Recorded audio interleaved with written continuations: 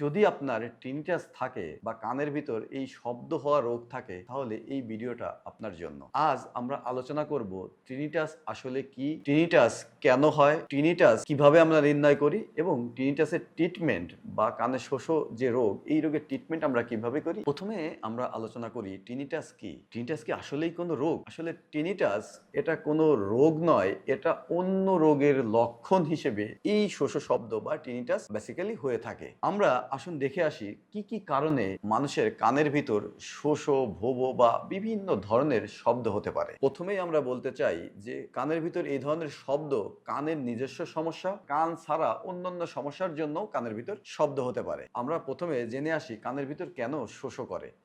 কানের ভিতর শোষো করার কারণ কান এবং ব্রেনের সমস্যার জন্য কানের ভিতর শোষো করতে পারে, এবং কান এবং ব্রেনের সমস্যা ছাড়া অন্যান্য সমস্যার জন্য বা অন্যান্য বিভিন্ন ব্যাপারের জন্য কানের ভিতর শোষো করে।